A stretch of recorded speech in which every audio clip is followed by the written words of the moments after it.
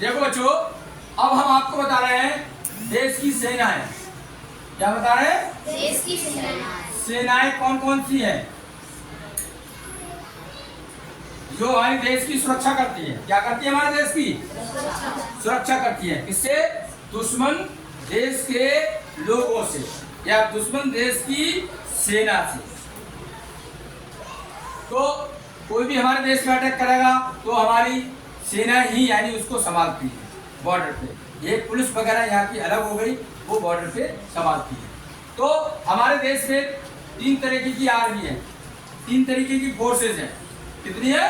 3 तरीके फोर्सेज हैं। फोर्सेज लिखा हुआ है, सेनाएं।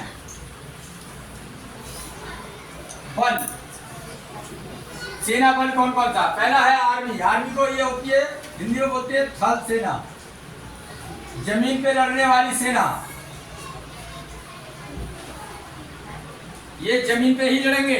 अगर आप लड़ रहे हो दूसरे देश से तो उसके भी जमीन पे लड़ेंगे, आप भी जमीन पे लड़ेंगे, फेस टू फेस। समझ रहे हो? ये वो सेना कहलाती है। दूसरी सेना है नेवी, ये समुद्र पे, या हिंदी में लिख दो, हम लिख रहे हैं लोग जल सेना। जल सेना। जब पानी पे लड़ाई होगी तो ये लड़ाई लड़ती है आपस में। बात दूसरे देश की भी होगी, वो भी पानी में खड़ी होगी, आप भी पानी में खड़े हो समुद्र पे, क्योंकि समुद्र यानी काफी दूर पे फैला हुआ है, 7500 किलोमीटर की रेंज में फैला हुआ है। तो मान लो पानी के रास्ते पर उसने हमला कर दिया देश ने, तो कैसे बचोगे? तुम्हारे पास मान लो थल सेना जल सेना है नहीं तो बच ही नहीं पाओगे। क्या बच जाओगे? है वो बच जाएगा अंदर अपने आपके देश में। तो हमारे देश में जल सेना भी है जो जल पे लड़ती है। बड़ी बड़ी पनडुब्बियां होती है। पनडुब्बी सुना है नाम? बताएंगे हम आपको बाद में। हाँ, फिर आएगा तीसरी है एयरफोर्स, जिसे बोलते हैं वायु सेना, हवा में लड़ाई लड़ना। 3 सेनाएं हैं हमारे देश में। कितनी सेनाएं? 3 जो हमारे बॉर्डर को या हमारे देश की सिक्योरिटी करती हैं। इनका कमांडर कौन होता है? सुप्रीम कमांडर, जिसके हाथ में तीनों सेनाओं की कमान होती है। सुप्रीम कमांडर का मतलब क्या होता है, समझे? इनके कमांडर होते हैं, कमांडर है सुप्रीम कमांडर। सुप्रीम सबसे बड़े।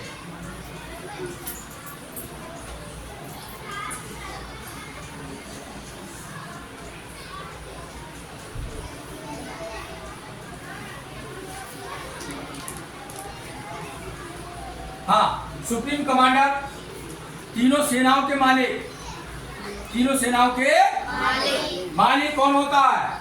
ये होते हैं हमारे देश के president, president of India. President,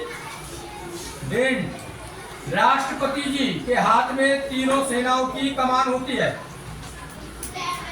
यही आदेश देती हैं कि आप लड़ना है और जाइए आप मैदान में लड़िए। ये आदेश करती हैं। तीनों सेनाओं के मालिक हैं। अब इन तीनों सेनाओं के अलग अलग चीफ होते हैं। कौन होते हैं? मतलब इनके हेड होते हैं। इनके हेड होते हैं, एक इनके हेड, एक इनके हेड, जिनको बोलते हैं चीफ। क्या बोलते हैं? चीफ होते हैं। इनके तीनों सेनाओं के अलग अलग चीफ होते हैं, जो कि पूरी सेना को हैंडल करते हैं। इनके अलग होंगे, इनके अलग होंगे, इनके अलग होंगे, लेकिन आदेश चीफ को कौन देगा?